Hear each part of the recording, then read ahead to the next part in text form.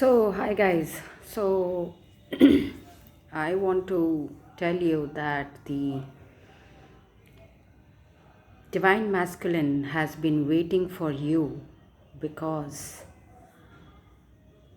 he is not somebody who is working through the mental patterns. Okay. It is you. Okay. You are activating the Shiva within you. Okay. And he is already there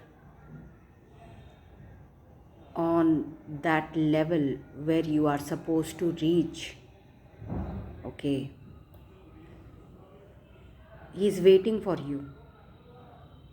Okay, why the Shiva was in dhyan or meditation for so long,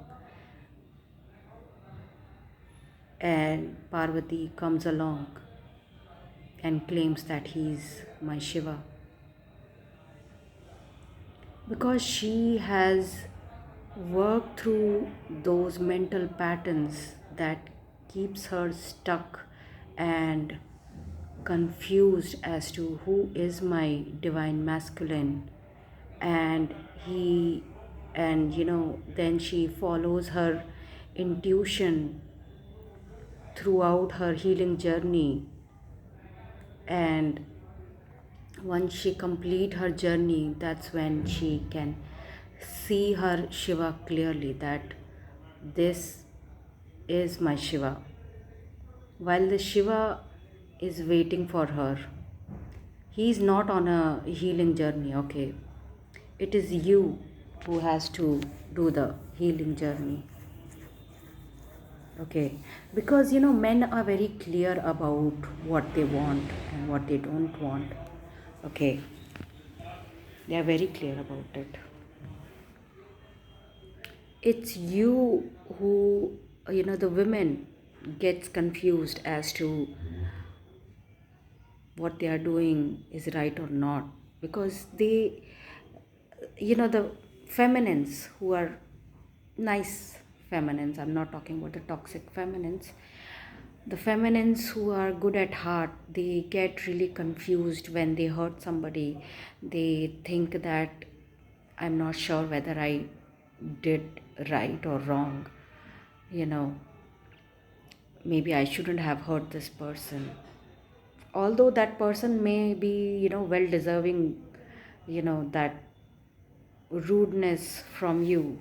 But because you have empathy, you know you try to misjudge yourself. So yeah, the Shiva is somebody who is waiting. He's already on that level.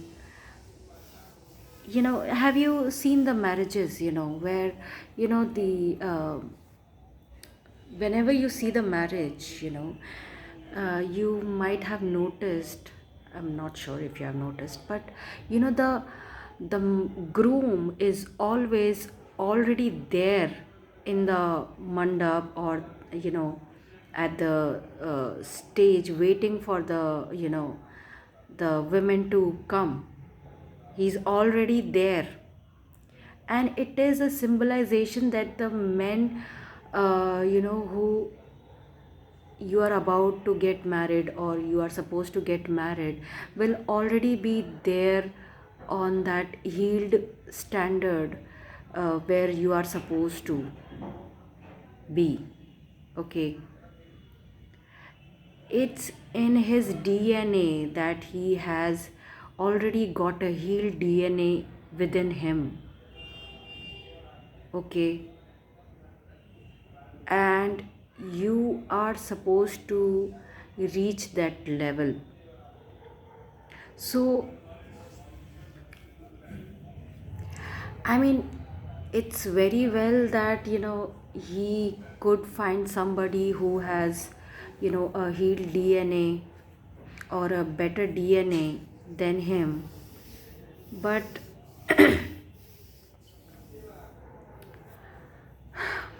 that is something to think about. if sh- I mean, I feel like a woman who has a better DNA than him uh, may not be, interested in him for a long time. I mean, even with me, if I see a man who is not someone who wants me more than I want him, I feel like, yeah, it's good, but then I may not find it challenging or um, not so. I don't know why people say that, the men should be the one who propose the woman, and but I feel like the woman is supposed to choose the man. Okay, in old days, uh, previous centuries, they used to do swayambars and all. The women used to choose the man, and I don't know how this concept has come, like, the man chooses the woman. No, maybe that, but then in that case he's being very practical about, with whom he wants to create the lineage. But then, women has this tendency of, you know creating a new genes with somebody who's equal to her. Okay. And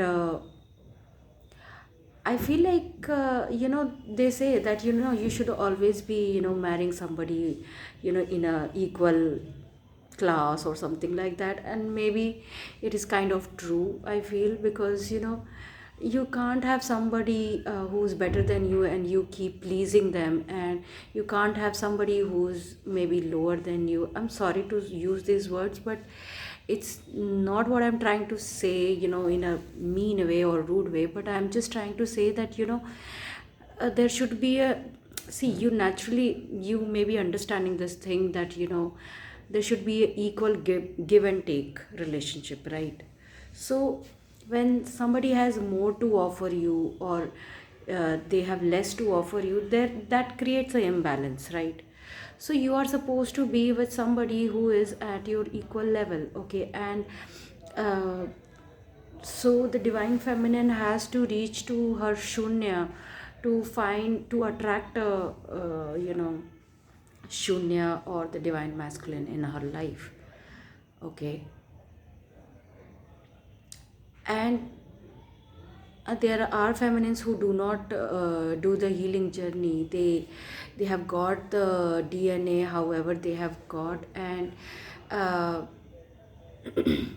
they get married to whomever they are supposed to. But for divine feminine especially, they have to go through this, healing journey to attract the masculine in her life.